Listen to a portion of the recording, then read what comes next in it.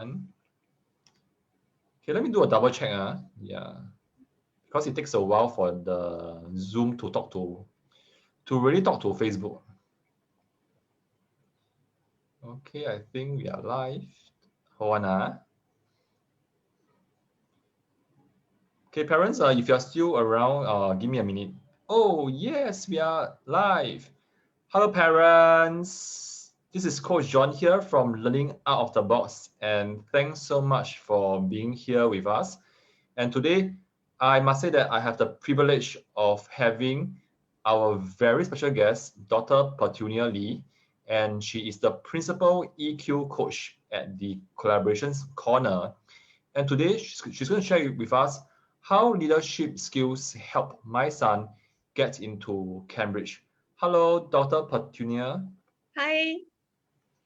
Thanks for being here. I know that it's dinner time.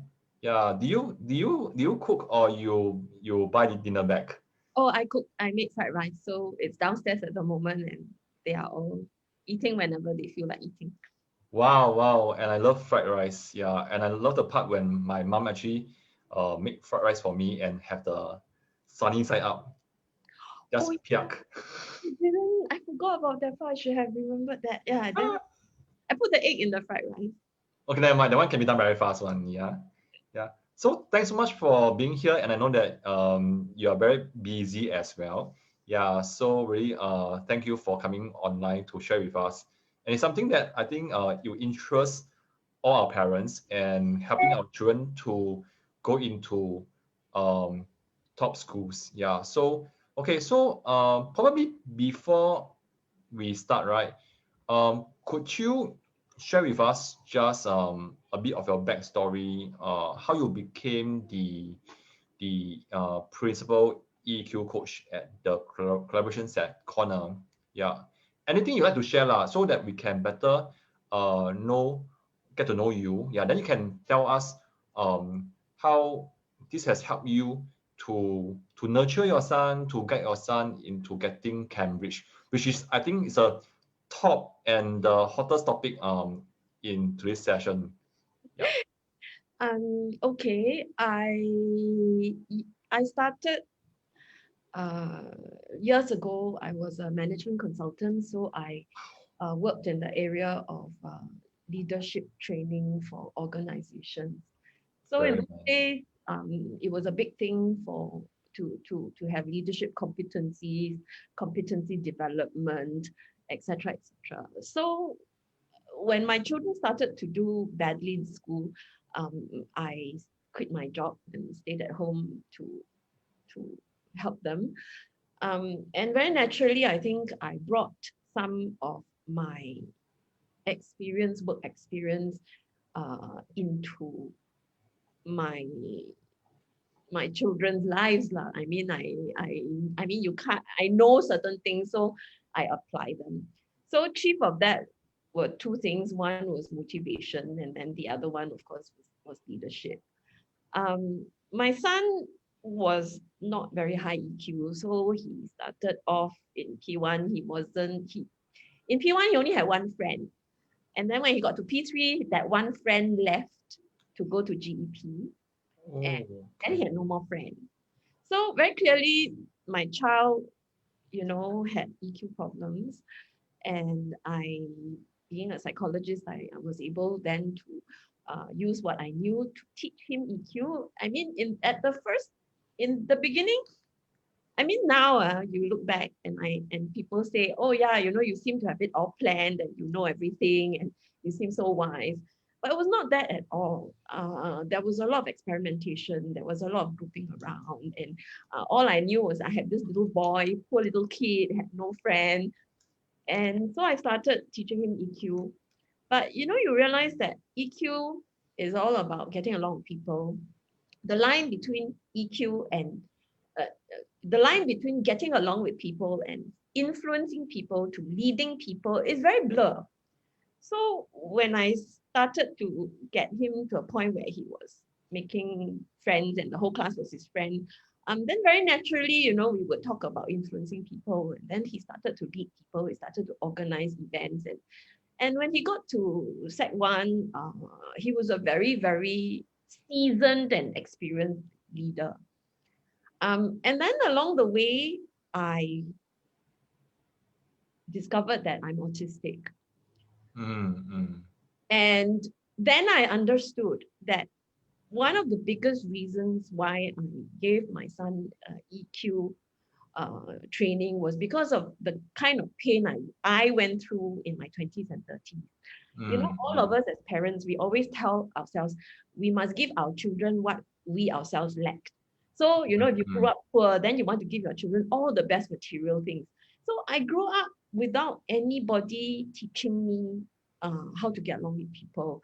And I grew up with these huge gaps, you know, being autistic. I just couldn't function socio-emotionally. And, you know, it took me well into my 20s and 30s of making painful mistakes. And they were painful because every time you offend people, you pay for it. You know, you lose promotional opportunities, people get angry with you, people sabo you. So, you know, it was 20 years of learning. And I looked at my son and I wanted to save him that pain. And I wanted to teach him things that I wish I knew, you know, when I was. And so I did it. I did it. And then later on, when I discovered I was autistic, then I realized, oh, I see. I can teach it because I have reasoned through it. It's a little bit like, you know, you teach math, right? Some people who are extremely good in math, they look at the problem sum, they just know how to solve it. If you ask them to explain, they can't. So I have a very high EQ daughter. So if you ask her, why did you make these decisions? Mommy, I don't know. These are just the right decisions. But for me, getting to an EQ solution is painful and step by step. So I can give you the working. So after a bit, I fell into teaching gifted students with social problems, EQ, because I realized that their brains function like mine, their brains function like my son's. And I needed to break down the socio-emotional realities for them. And then, you know, one day I realized, hey, you know, this little boy, when he first joined, he punched somebody in the stomach because he was so frustrated and he couldn't get himself understood.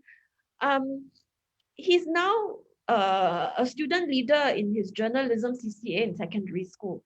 And then another one, you know, who actually kicked someone in the neck. Oh dear. He kicked his school principal. Oh. Today, he's also an accomplished leader. Yes. And about 12 months after he joined us, his mom said, oh, I put him into a team sport. He's now in softball. We never dared to do that before. And like I said, you see, you can't teach EQ without teaching leadership, because EQ influencing leadership, it's all together in one role, right? It's like a package, right? So in a sense, everything is one, even though they have separate entities. Yeah. Probably afterwards, I am very keen to get to hear more how you start to train a young person in having more EQ. And before that, I know that many parents are online with us right now. And hello, Agnes. And she said hi to you as well. We have a very supportive mom, Agnes, who is always here with us. Yeah. Yeah. So hello, parents. To get more people on the screen, I really encourage you, whoever is watching right now, to share this live as well, because today is one of the very rare chances I'm able to get hold of Dr. Petunia to share her story. And it's a great chance for us as parents, even myself. I want to hear how she groom her own son. Yeah, because I got 3 girls, so I'm a bit like anxious right now because I have no idea how to bring them to where they are and give them the best opportunity. Yeah, so this is a free event, and I hope that you can share this, like this, or comment, or drop a question, so that we know that we can get to answer your question. Yeah. All right. Yeah. So could you share with us like more on how do you start to nurture a young person? Nurture a young person, or do you mean nurture a young person to get him into Cambridge? Sure. Yeah. Yeah. Yeah. Um, So stick to today's topic, which I'm also very interested to know more as well. okay, yeah, the first thing you have to realize is people don't get into Cambridge on the backs of perfect scores anymore. Oh. As the world becomes smaller with email and air travel, applications flow into Cambridge really from all over the world. Every single country in the world, all their top schools, they will be sending applications to Cambridge. And Mm-hmm. almost all of them have perfect scores, necessarily, right? So to get into Cambridge, you not only need good academic results, you need an impressive portfolio of non-academic achievements. So I've got two children. My daughter went the IP route, so she graduated with 8 A-level distinctions. It's a perfect score, and there were 8 distinctions. She Eight. did Sorry. Eight distinctions. 8 A-level distinctions. That was my daughter. She didn't get into Cambridge. My Okay. son graduated from um, IB Yeah. with 44 out of 45 points. He didn't get a perfect score. He got into Cambridge. Okay, so you actually get into Cambridge with okay scores, but you need an impressive portfolio of non-academic achievements. Mm. So now, your impressive portfolio of achievements should not look like a well-made cookie. What I mean by cookie is that your portfolio looks similar to those of others who went to the same school as you, or even similar to those others who attended other top schools in Singapore. Your portfolio needs to look unique. You need to look differentiated from all the other applications from Singapore that go to Cambridge. So my son, because of my daughter's experience, my son realized, the younger ones, they will observe, they will listen, then they'll say, okay, those are mistakes I won't make. So my son realized early in secondary school that some CCAs were parent heavy. The parents were always around, and parents put in effort to help their kids win. Parents paid for outside school training, outside coaches. So the best example of this is Math Olympiad. Everybody who is anybody in Singapore goes for Olympiad classes. And parents sometimes, true story, one parent spent $6,000 to buy a titanium base plate for his son's school robot. I don't believe in helping my children because I figure that, I can only help them to a certain extent. So I want them to really flex their own muscles, grow their own muscles as they grow. So I wanted them to grow up knowing that without my help, they could achieve whatever they could achieve. And I'm okay, if he doesn't get into Cambridge. So my son knew that in some CCAs, the sheer amount of resources and help that parents provided their children made it impossible for him to win without my help. So he made it a point to stay away from these things. No Olympiads, no tennis, no swimming, none of these very popular CCAs. He stayed away. He decided to compete in areas that parents were clueless about. Okay, now because parents were clueless, the competition is less keen, but it also means that whatever is in his portfolio is distinctive. So this is where leadership and influencing skills made a difference. Firstly, he had to have the initiative to go around hunting for opportunities. This is a leadership skill.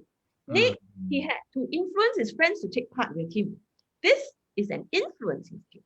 Then he had to influence his school to give him a budget. He had to go and talk to his teachers. He had to convince his principal. He had to get money. And it's not easy to do that because, budgeting is always done at the beginning of the year, right? So this is something that's not budgeted for, yeah? And then last, he had to lead his team, manage conflict, organize work, motivate his followers. Only if he could do all of the 4 that I just mentioned, was it possible to win and get something in his portfolio. Okay, so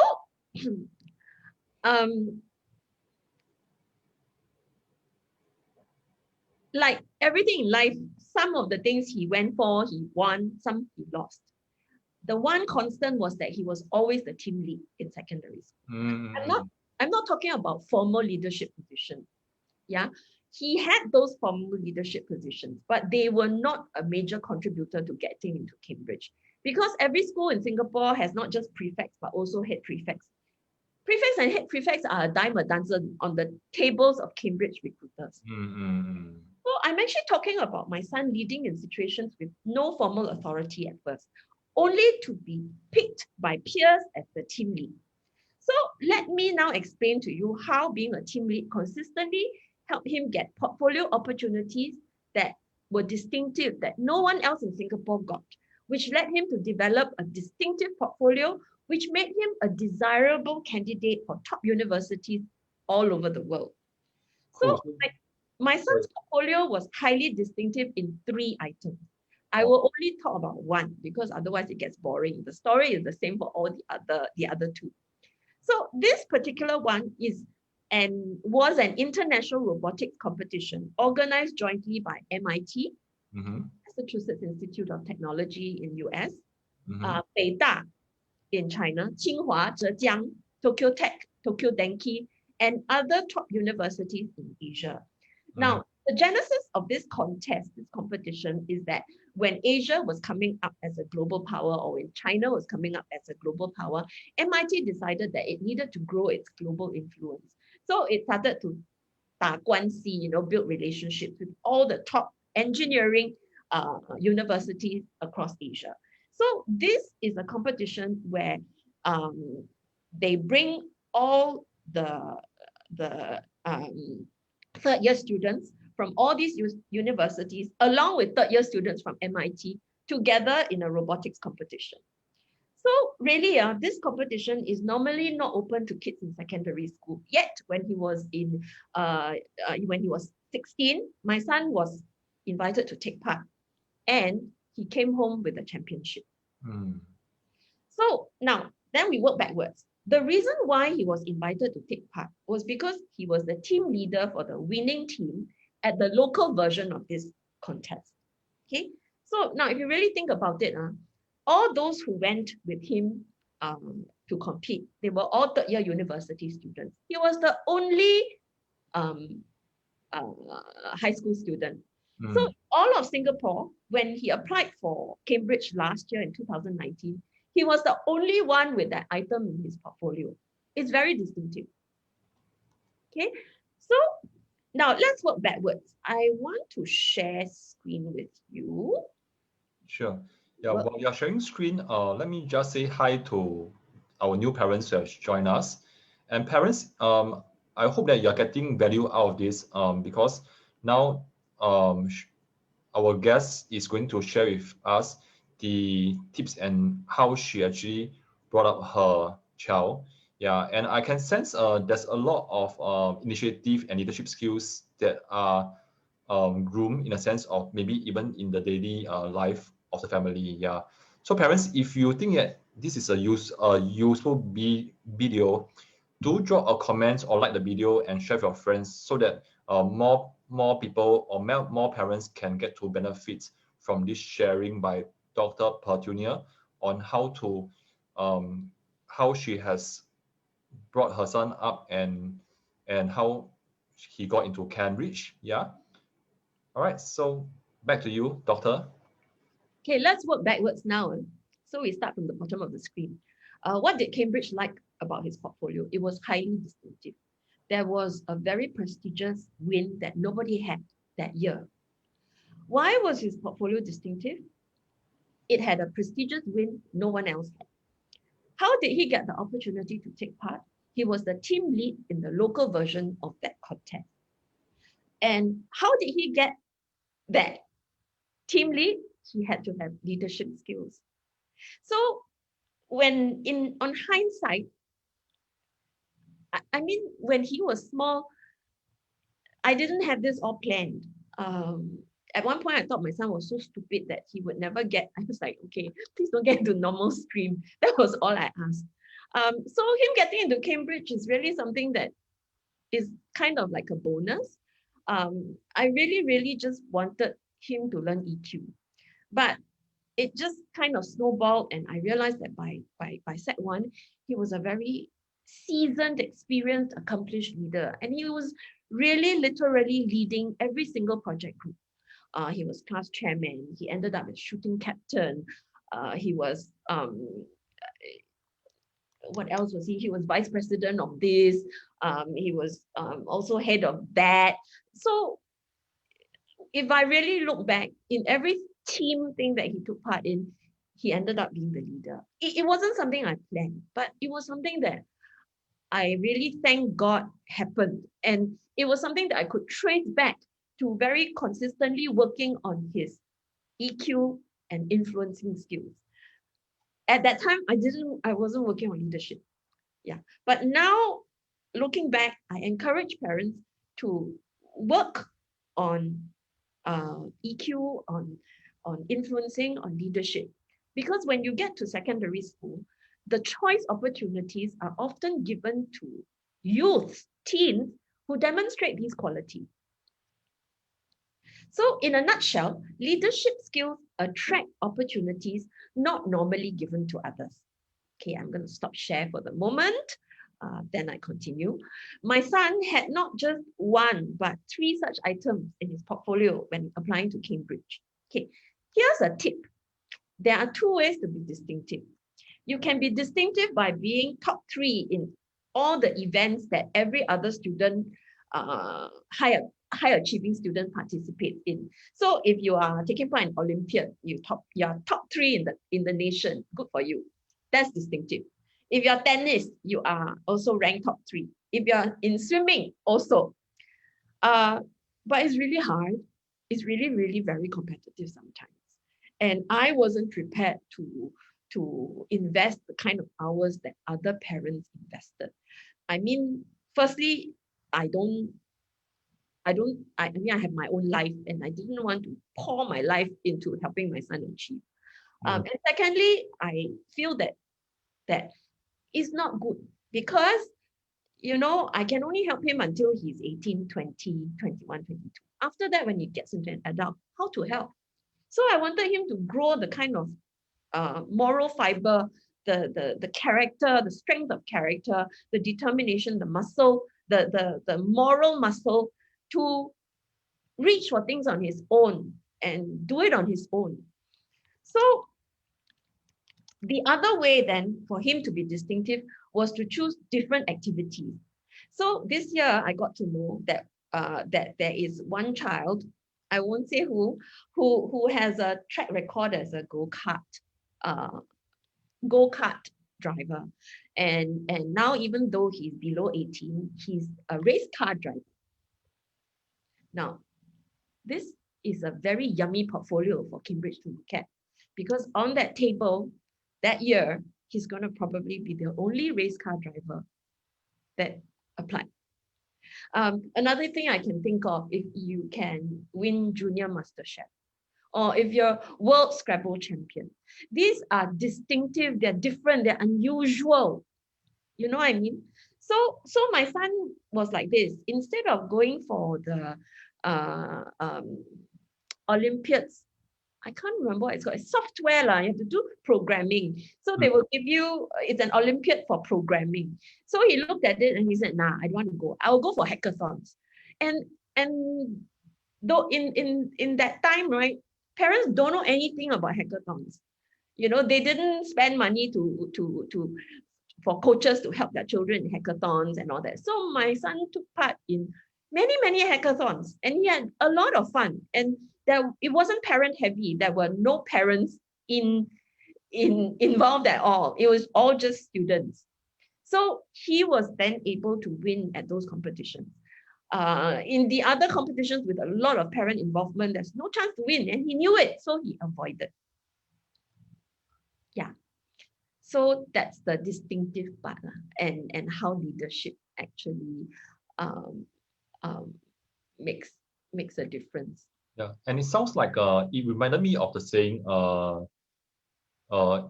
in a business context is to be a big fish in a small pond rather than a small fish in a big pond. Yeah.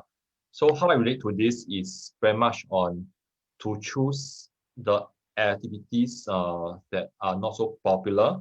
Yeah, but I think because of the leadership skills that your child already have, as well as the persuasive skill, as well as many other influencing skills that he already have in his character that has shaped him to who he is today, and that has somehow helped him to get to Cambridge. Yeah. And the reason why I ask is because I think I don't want the parents to misunderstand that just by choosing CCAs that are not so popular will give you a higher chance of getting to Cambridge. But I think it's the whole journey and also how the child is being raised in the family as well. Yeah. Yes, I really agree with you. I'm flashing now a slide where I list out all these influencing skills that he used to get his opportunities. Because you see, parents, you have to understand that these opportunities, how do I say it? In business terms, we call it first mover advantage. Yes. Yeah, So, yeah. so, Correct. so when you are when if you pick a CCA that's already provided in any structured way by the school, you no longer have first mover advantage. So Mm. let me give you an example. My son in I think in year one, he went to find this thing called the amazing flying machine. Okay. And he took part in it. Of course, that one he lost. But the year after, right, his school sent in, I think 5 or 6 teams. No longer distinctive anymore. So you really need to get there first. Now, parents, you have to understand that you are one degree removed from your child's school life. You don't go to school, I know some parents wish they could, but you don't. So the you're not actually evolving in that ecosystem. So if you don't train your children to have leadership skills and you send them to secondary school, their blah blah still waiting for things to happen, still waiting for people to tell them what to do. So my son wasn't like that. He was actually actively hunting for opportunities. Oh, this one fun. Then assess. Okay, I think can go for this one. He was doing that on his own, even when he was like this fatty, round little 13-year-old. So you need to equip your child. You can't do it for your child. Because if you do it for your child, it's not possible. Because you asked me to go and look for hackathons. To begin with, I had no idea what hackathons were. So let alone look for it. So as parents, you are limited. You're old already. You have to understand, you're old already. Your mindset, your mental models, all the things that you are exposed to is no longer the latest, the most modern. You can't have first mover advantage if you do that. So things like this. So I'm flashing another slide.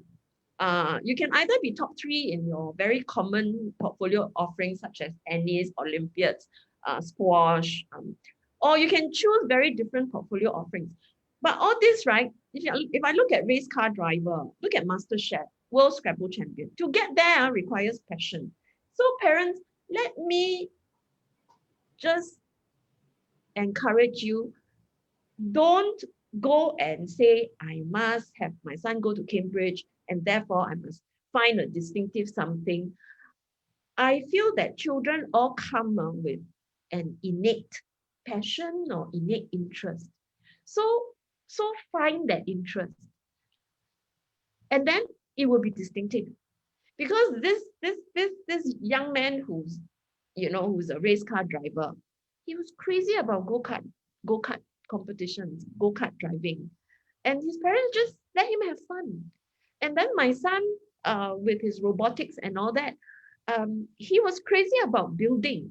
And I still remember that in the early days when I gave him time to do building, he was only building with satay sticks, ice cream sticks, toilet paper rolls, old shampoo bottles. Then he graduated into things from the hardware store.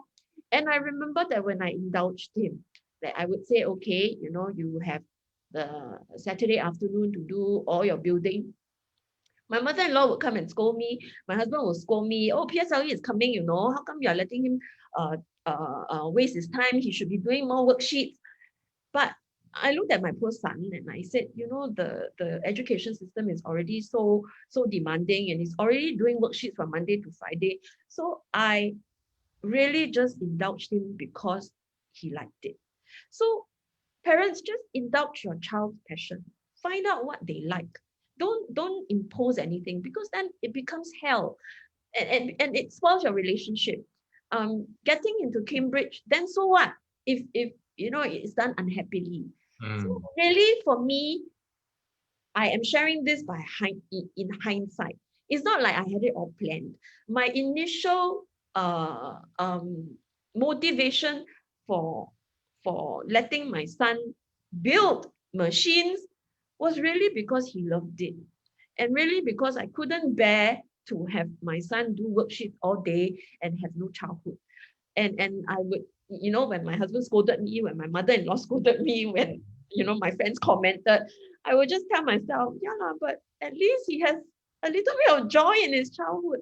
So, and it paid off. Thank God it paid off. It wasn't planned, but if you do have a child in primary school, please don't go and look for something distinctive. Oh, see, MasterChef. Dr. Pat said MasterChef. Now I'm going to send you cooking classes and force you to cook. No, your child will have something he or she likes. All you have to do is cultivate that flame, like I did. Like I said, he competed with MIT, brought home the championship. But it wouldn't have happened if I hadn't given him scotch tape and ice cream sticks and satay sticks to start.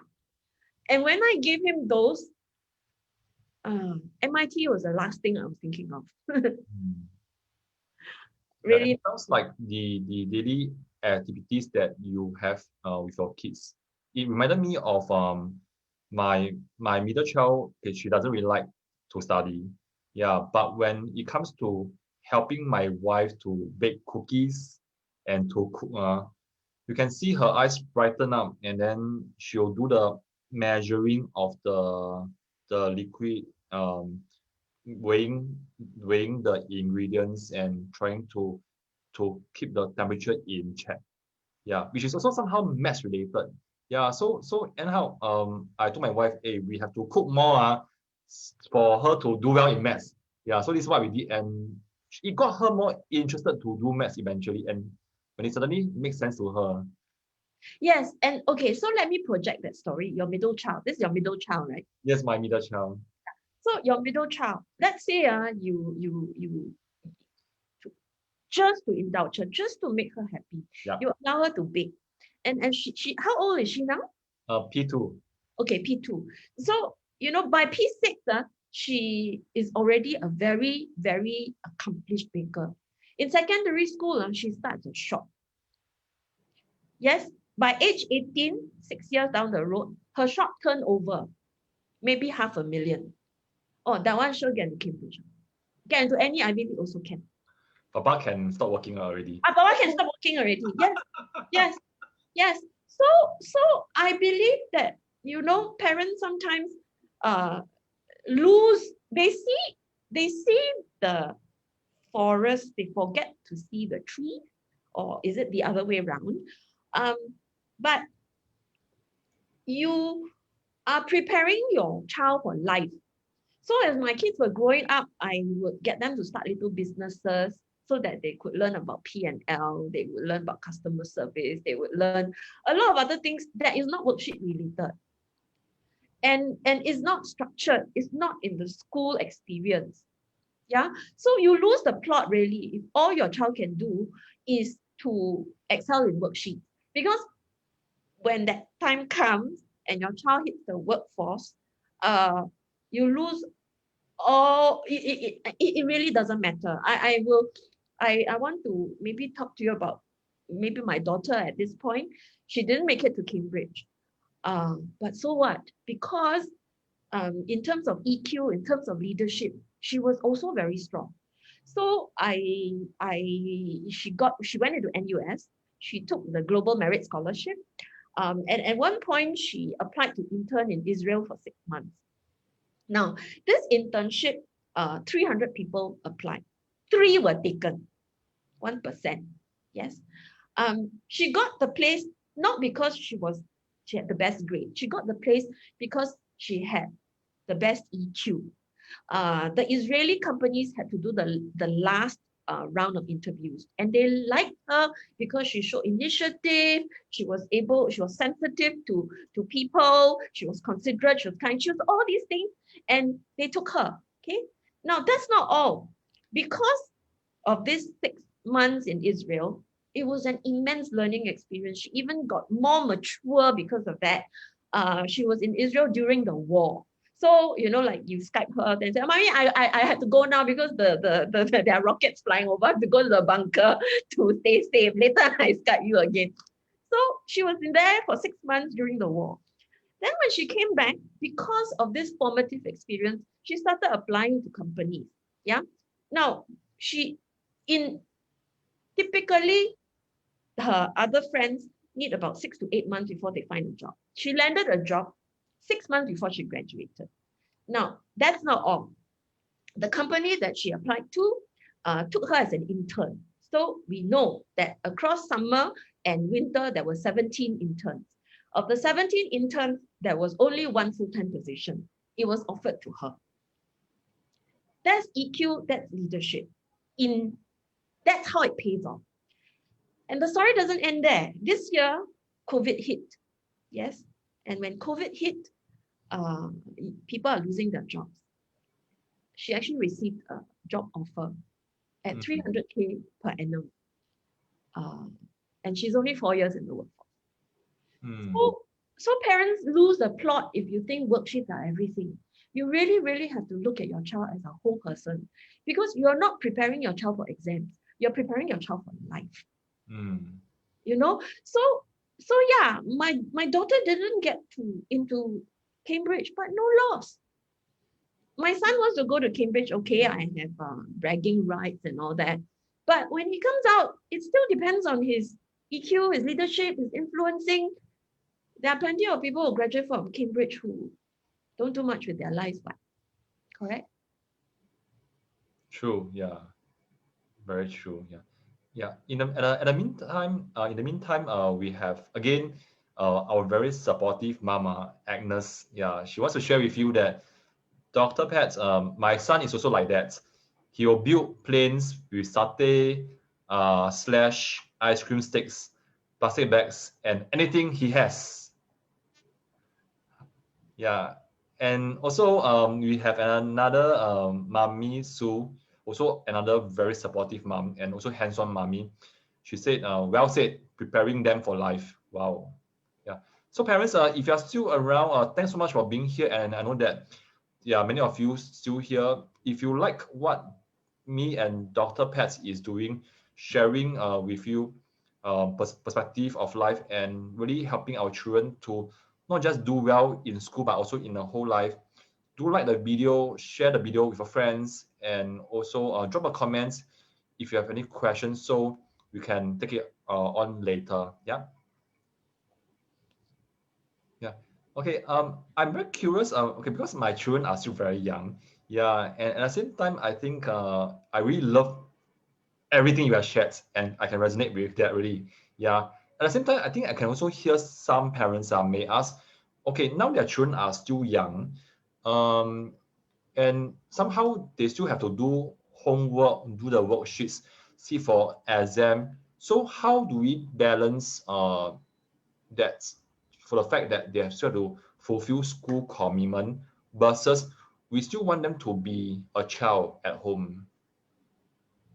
Yeah, maybe you can share with us like how you parent your child when they were younger in primary school, then we can learn from you also. Actually, what I did was just what the old folks did. The thing is this, um, in the past, before the education system became so demanding and the work became so difficult, Yeah, lor, very demanding leh. Ay, really leh. the workload became so heavy. Uh, Older folks used to talk to younger folks about how they felt. And then, of course, people always had extended families, and within extended families, there would be maybe conflicts, and then you have to influence and all that. So, in the past, in these big extended families, uh, this kind of education, socio-emo education, was done very naturally. You would talk about it, these kind of things. So for me, mm, I was a little bit of a rebel. mm, When I realized that my son had no friends, and I knew I had to put in time into it. I made it a priority. So every day when he came home from school, I will talk to him about his feelings. I will talk to him about what other people said to him, how the relationships were like in school. And in actual fact, the older folks will just simply sum this up as 做人的道理. That's all. So Would you right translate now, that for our non-Mandarin speaking parents? 做人的道理 is how to be a human. Precisely, yes. Exactly what I said. Principles of being a human. Yeah. And the older folks actually, we've lost a lot of that because nowadays we have nuclear families, and then we don't live, in big groups anymore. So something's lost, but I try to make up for it by talking to my son about his friends, about things happening in school, what he wanted, what his friends wanted, how to influence things his way, how to like for example, one day he came home from a play date and then he said, "Ayo, the girls who they cry one day." And then we will talk about that also. So how do we treat girls? How do we break up fights? How to mediate? How we talk Mediate. about, yeah, how we talk about all these things, Wow. in the course of living and breathing. So the thing is, many parents at that time put a lot of effort into academic excellence. And there's no time for this because everybody is looking at PSLE. But because my son had no friends, I had to put time here. And I told you I was a rebel. I actually deleted homework. I would write him excuse letters to free up time. I actually hand wrote uh, um, 2 letters with blanks because sometimes I realized I forgot to write excuse letters for certain pieces of homework I told him not to do.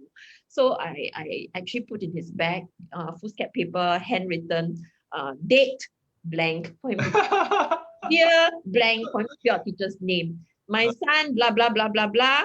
Didn't do your homework, entitled blank for him to fill out. And then I gave my number and I said, please don't scold him. This is my idea. If anything, please talk to me. So I actually deleted work so that I could free up time for this. Now, I'm not asking parents to do this. I'm just here to say that I did. Okay, I'm like, but it's a bit of a rebel. Yeah, and I don't regret. I don't regret because I'm of the opinion that a lot of work makes a child stupid because after like the 10th piece of work, you're not thinking anymore. You're just completing it for the sake of completing. Got it. So I talked to there was another occasion, my son was bullied in the school bus. Oh, dear. So he was in P1 and then there was little P2 who kept saying, you guys are babies and this and that.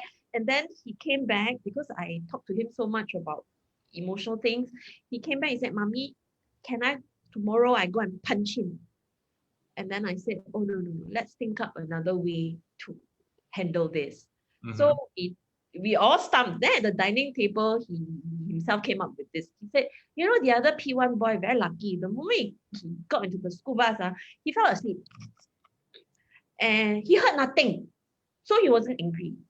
And then all of us looked at him and said, oh yeah, tomorrow when you go to the school bus, you also pretend to fall asleep and hear nothing.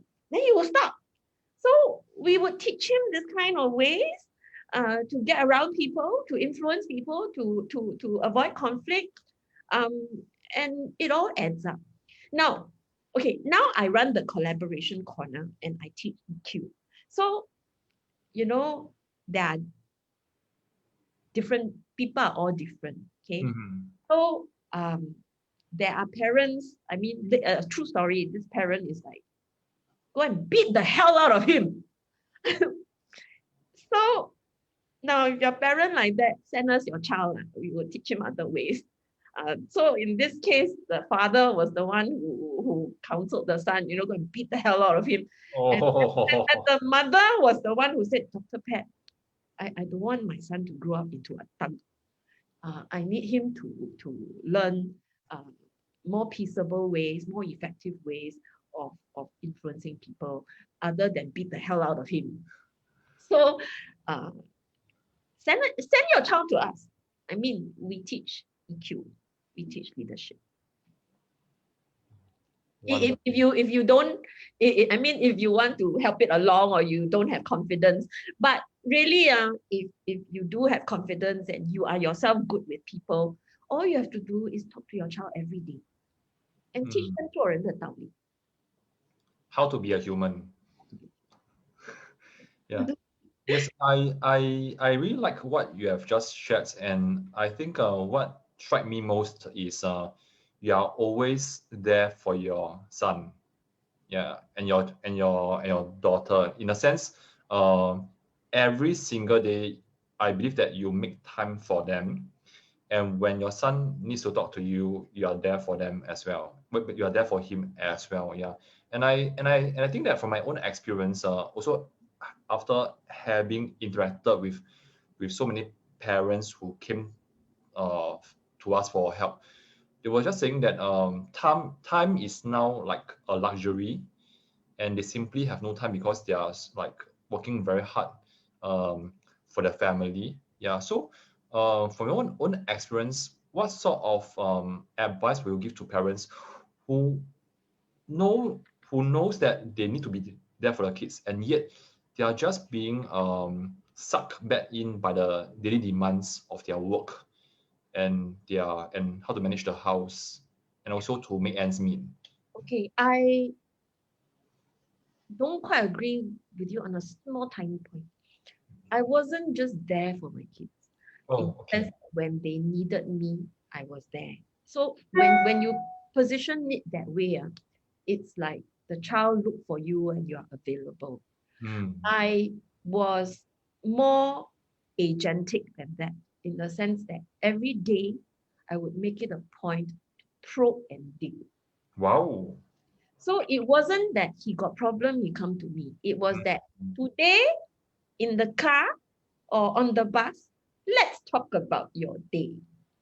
Wonderful. So beautiful. Ayo. Yeah.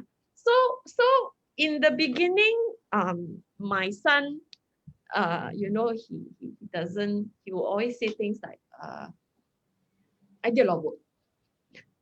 Or it was okay. Then after a while, as I asked, I probed, and then he realized that as he talked to me, I would give him comfort, I would give him advice. And then, one day I was preoccupied with something and I was dreaming as I sat there, and this little hand came and did this to me. Mommy, mommy, mommy. And I said, yeah, ask me questions. Come on, ask me. I have things to tell you. Ask me. And then I looked at him and I said, but if you had things to tell me, you tell me lah. I cannot. You ask me, then I tell you. So, I always remember that it was such a warm little gesture where he used his tiny hand to move my chin towards him and said, Mommy, come, ask me.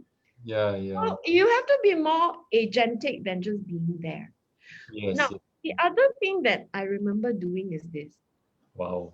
I remember comforting myself and telling myself, it's okay lah. If he doesn't do well in school, if he goes into normal stream, he's still my son. So that's the irony. Because I let go of all these desires, I got it all back. So on hindsight, I remember this saying, if something is yours, let it go. If it comes back to you, it's yours. If it doesn't, it never was. So there were moments in his primary school when I told myself, okay, I better go and line up some backup plan in case he does badly at PSLE. But I never took away his playtime. I never compromised on the daily socio-emo coaching.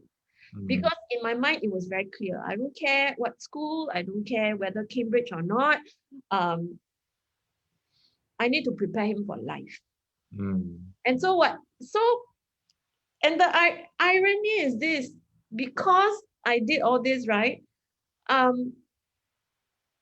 God blessed us with with with so much that I didn't hanker after, or I wasn't really hung up. I wasn't hung up. Mm. I really wasn't hung up. And the GEP testing, he didn't even go. I didn't even send him for GEP testing. Mm. So I was very, very clear that the system can be whatever it is. Mm-hmm. I'm going to raise a boy to face the world. And it so happens that in so doing, um, the world, I'm a Christian. So I was very determined to raise a boy uh, who was godly, uh, and and who would grow in wisdom and in stature with God and man. Mm. And it didn't matter the school and all that. So I was ready to give up a lot of these things for my son's well-being, for the Mm. whole child. Like, for example, my son is he shoots, so he shoots pistol. He was shooting pistol, then eventually he competed in both pistol and rifle. Mm. um, and he in P6 at the DSA moment, his coach came and said, his I mean, it wasn't a school activity. He likes shooting, so I signed him up for shooting. And it so happens that his coach was also the RI coach. Wow. And the coach brought me the DSA form, because in those days it wasn't a centralized DSA, so each school ran their own DSA. So his Mm. coach actually gave me the form, and I didn't fill it out because I prayed about it, and I decided that maybe going to RI is hankering after the riches of the world, and it's a bit like Jesus in in in the desert, being where Satan tells him to bow down to Satan so that he will be given all the kingdoms and splendor of the world. So the word that came to me was that, and I made the decision to give up RI and didn't fill out the form. Mm. And I made these decisions very consistently. I earlier told you about the 300K job offer that my daughter received in March this Mm. year. We actually rejected it, also for godly reasons. Mm. So for me, I think it's important to stay true to basic fundamental principles. Don't allow all these temptations to get in your way, and then the winds will come. Mm.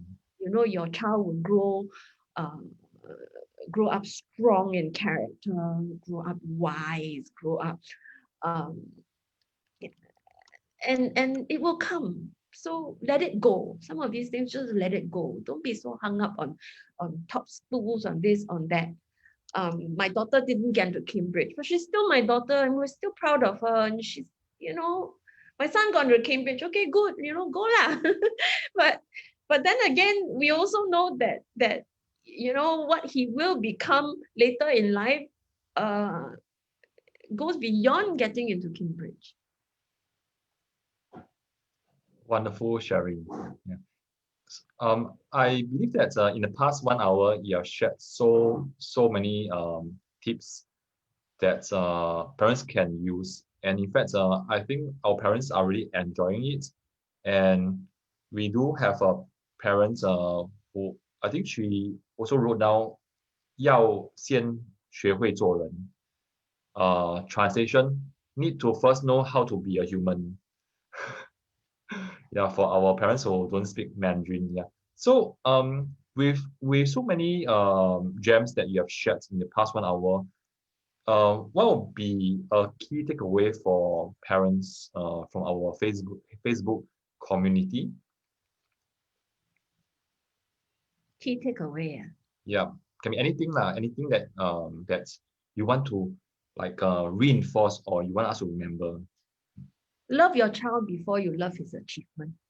Wow, it's like so strong. As in, it's so powerful. I like it.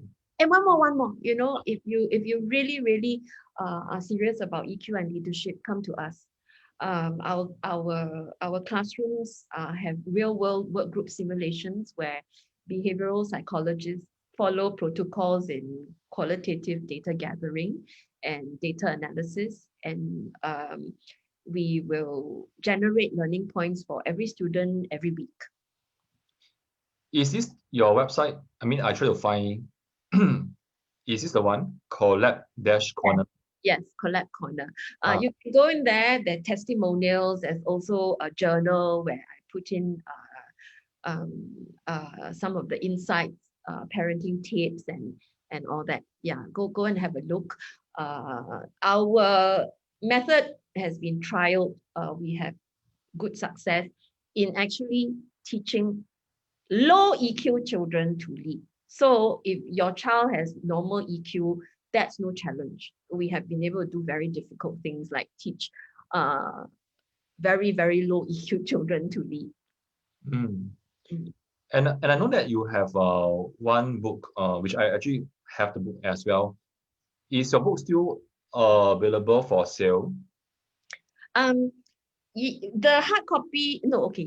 You can go on Amazon. Amazon will print for you. Yeah, Amazon will print and send to you. Okay. Yeah. I used to supply to Kino and all that, but I didn't quite enjoy that kind of work. You know, I have to pack books and send books. So I decided to go with Amazon. Amazon does what they call print on demand. So when you order, they will print. Oh. And then they will send to you. Yeah. Awesome. If not, I believe the National Library Board has many copies. But you need to queue, the last I heard. Sure. Thanks, Gus. Yeah. So for parents, if they want to get hold of you, how can they contact you? Email? Or can they also go to the collab-corner.com contact page? Is that okay also? Oh, yes, that's better. One also? This one? Yes. Send us a note there and I will get back to you. Yes, do that. Great. Okay, so wow, it's already 6:03. Yeah, because before that we were saying that maybe it's a bit too long, but you have so many wonderful stories to share, and I think 1 hour is not enough. No, you're doing great. Wow, I'm so impressed and inspired by you as well. But I think you're a very good interviewer, and so I wasn't very nervous. And this is the second time, so I think I'm not so nervous. I was, and I think Zoom is better than having TV and everything, so not so daunting. So I think I was able to be more natural and to share more naturally. It wasn't very forced. Yeah. Thanks so much for the compliment. And the reason why we are doing this is because we want to benefit parents who teach, and it's not easy to teach our own kids, and yet we chose to be on this path because we love our kids. Yeah. So, all right. Okay. Before we end off, Agnes Lim again. She said that's awesome sharing. Thanks, Agnes. Really appreciate. She's always there for us, like almost there for almost all interviews. She's always there, like cheering us on, saying that wow, very good. Yeah. Okay. Because we serve a Facebook group of parents who teach their children maths at home. Yeah. So can I just ask you one last question? Yeah. And there's no right or wrong answer one. Yeah. Okay. So is it okay? Is it okay? I can ask you one last question. Yeah. Okay. So if I you know that Singapore kids are especially the 12 years old, very stressful because of PSLE. Yeah, even when I mention it, I also feel stressed. I know, right? It's the feeling. Nightmare, you know. The anchor already on us, even though like how old am I now? Like so many years ago, but I still feel stressed, Oh my God. Yeah. You have Yeah. 3 children, you got to take PSLE. Ah! Oh, don't remind me that. Okay. Yeah. So, okay. So if I may invite you to talk to your 12-year-old, that means the 12-year-old pet. Yeah. And knowing that now you are so resourceful, you have so much knowledge on how to bring up a confident kid. Yeah. So what will you tell yourself if you see the 12-year-old uh, pet? Anything like can be anything like no, there's no right or wrong one. That means I look back and tell myself with The what I know 12-year-old, to tell myself, okay, yeah, uh, can be anything, can be anything. I think I wish I could teach myself EQ law. I mean, Oh, really, it's very painful. You know, mm, for an mm, autistic person who doesn't master socio-emotional realities well, I really went through 20 years of a lot of pain. So, and I was very proud of my IQ because I was really very smart. I mean, I'm one of those people who can read a history book at the beginning of the year, and then I don't open the book again. But end of the year, I can still do well at the history exam. Yeah. wonderful, wow. So I think I was very proud of myself. Of course, I mean, you're young and then you're good at it, so you're proud of it. And probably I would tell myself, no, don't be that proud of it. You don't have to do that well. So what if you're good at that history exam? So what if you're really, really high in your IQ? You need EQ also. And if I could, I would teach myself EQ. Mm, great. Thanks so much for sharing. Yeah, Thank and I think EQ, I agree with you. EQ is very important. Yeah, and it needs to be learned as well. Yeah. and you really shouldn't wait until secondary school because your window should be P3 to P6. Why? Because if you miss that window, right, your child in secondary school can't lead. So my son hit the ground Sec 1 running. And so he was already streets ahead of other people of the competition of the others who were more childish, who couldn't get along with people. So don't don't just worry about PSLE in primary school. Really put effort into EQ. Great. Thanks so much for sharing. Yeah. Okay, sorry, just one last parent because I think now because I think the parents are leaving office, so they are all coming in already. Yeah, we have a parent by the name of Cheong Ling. This one is more towards like what you do lah. Maybe you can just share with us a bit. If he needs to know more, he can contact you. Yeah, he's asking about your collab center. Beside doing EQ and leadership skills, do you touch on motivation as well? Yes, we have three types of service offerings. We have one-to-one child coaching, where we use what we call the EQ generative protocol. This our own IP to teach mainly autistic and ADHD kids EQ. So that's one-to-one coaching. We also have parent coaching. So I have many parents who are not able to motivate their children.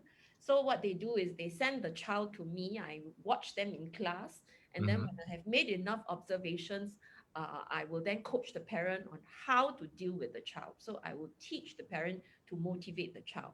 Now, I don't believe in motivating the child for you. Because you see, motivating someone requires a personal relationship. Of course, I can Mm-hmm. motivate everyone, but that person will end up loving me in the end. I cannot replace the parent. So I have coached many parents to uh, motivate their own children. Mm. Yeah. So now, of course, there's this book. Yeah, you talked about this book. Yes. Yep, So correct. many parents will say, "Yeah, Dr. Pat, I have read this book, but I don't know how to apply it to the situation." And then somehow, my son, my daughter is really one kind one. So it's like I really need customized solution. So Uh, So we do that. I mean, leadership, motivation, EQ, people who are laymen think they're different things. They are not. Because when you motivate someone, you are actually managing the emotional environment, managing the emotions. What is motivation? I feel like doing something. What are you going to do this morning? I feel like doing gardening. What are you going to do this morning? I feel like playing mahjong. You feel like it's feeling, it's EQ. Motivation is emotion related. Great. Thanks so much for sharing. Yeah, so Chong Ling, if you want to know more, I suggest that you contact Dr. Pets at the collab-corner.com contact page. Yeah, I pasted the link there for you, and do find out more from her as well. Yeah. Okay. Okay, so parents, thanks so much for being here, and Dr. Pets, thanks so much for the beautiful stories that you have shared, and I really wish you all the best, and I think so much more to learn from you as well in terms of Inviting me. of course I'll invite you. You are like a VIP client for us. No, no, no, no, no, no. Not.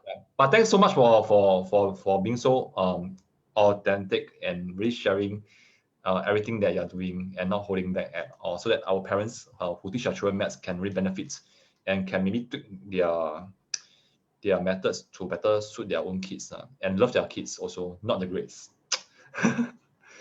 Okay, so we'll keep in touch. Yeah. So with this, parents, I will see you again at 7 p.m. When we have invited my good friend Felicia, and she's going to share with you on how to improve English. Okay. Okay, Dr. Pat, thanks so much for being here, and we'll keep in touch. Okay. Okay, bye. Bye.